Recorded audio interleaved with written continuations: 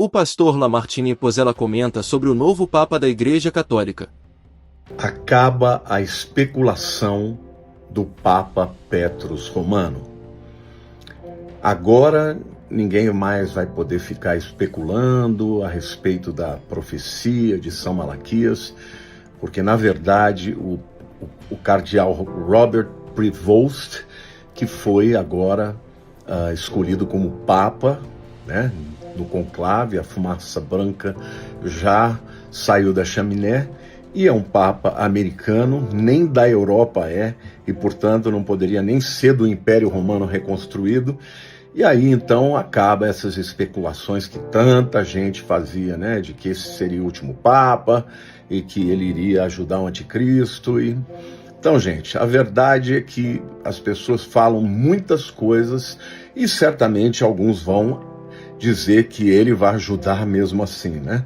Mas a profecia de São Malaquias dizia que o 113º Papa seria o último Papa e o nome dele seria Petrus Romanus, ou seja, ele deveria ser do Império Romano e ele escolheria o nome Petrus ou teria o nome de nascimento Petrus. Esse não tem nem o nome de nascimento e nem escolheu o nome de Petrus. Portanto, na minha opinião, caiu por terra definitivamente esta teoria.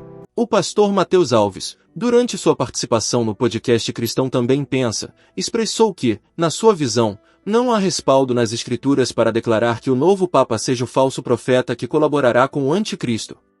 Dentro daquilo que Jesus falou em Mateus capítulo 24, chamado de princípio das dores.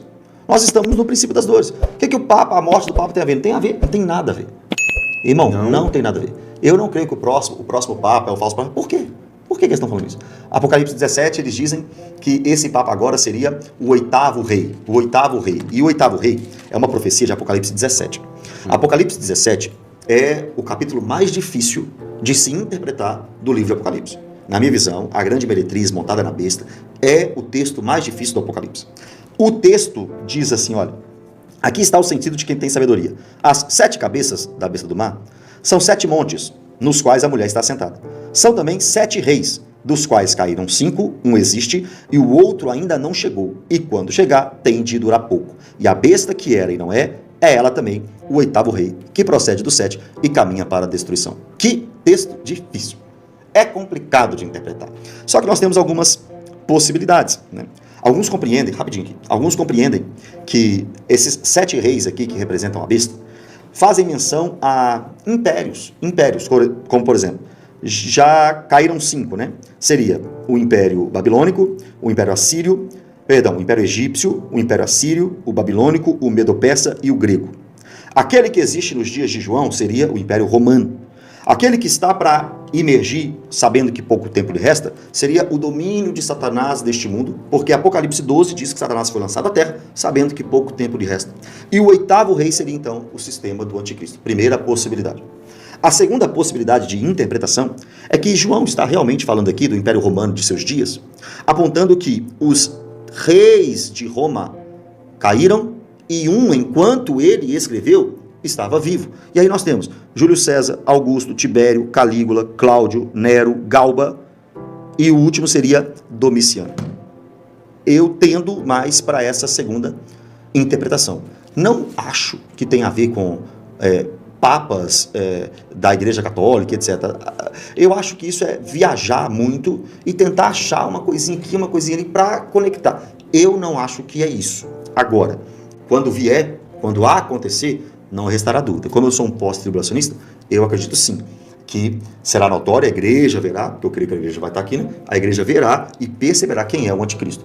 Mas eu não vejo que é esse alarme todo, não. É porque, assim, o Papa é o maior líder da maior igreja do mundo, no sentido da igreja cristã, né? Uhum.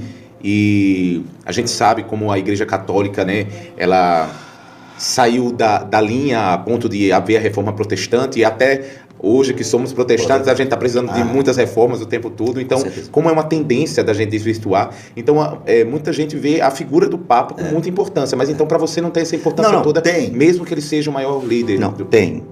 Pode vir do Vaticano? Pode.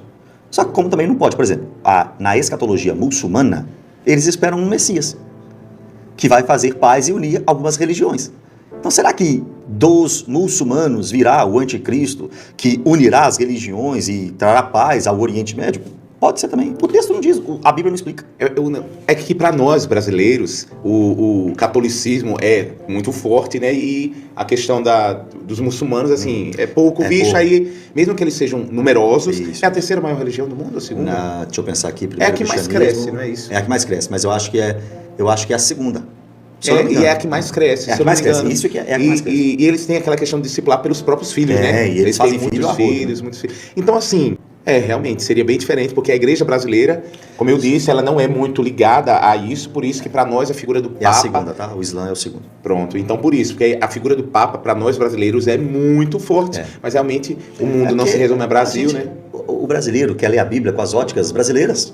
Exato, não é assim. Realmente. Primeiro, numa hermenêutica, para ler um texto e compreender um texto, você tem que saber quem escreveu, para quem escreveu, quando escreveu e por que escreveu. Essas são perguntas que você tem que fazer ao texto. Senão você chega aqui no Brasil, não, esse aqui é o Papa, não, esse aqui é o Bolsonaro, não, esse aqui é o Lula. E quem disse que é? Não é não. João escreveu o Apocalipse para as igrejas da Ásia Menor, que estavam sendo perseguidas pelo Império Romano de sua época. Quando você vai fazendo essas perguntas, quem escreveu? Para quem escreveu? Por que escreveu? Quando escreveu? Vai fazendo mais sentido o texto bíblico. E a gente olha aqui com as visões brasileiras, não, é o catolicismo, mas o catolicismo no Oriente Médio é nada. É nada. Você entendeu? Então a gente tem que ter uma visão mais ampla da interpretação bíblica. Cuidado com os escatólogos da atualidade, no sentido de, não da atualidade que nós temos aí dos teólogos, não, mas que só veem a atualidade. Cuidado com aqueles que fazem escatologia baseada em notícias. Cuidado, não é assim que estuda escatologia. Diante de tantas especulações sobre o novo Papa e seu possível papel na escatologia bíblica, é essencial voltarmos às Escrituras com sobriedade e responsabilidade. Como vimos nas falas do pastor Lamartine e do pastor Mateus Alves, não há base sólida na Bíblia que sustente a ideia de que o atual Papa seja o falso profeta descrito em Apocalipse. A profecia de São Malaquias, muito usada para alimentar teorias, já não se sustenta diante da realidade.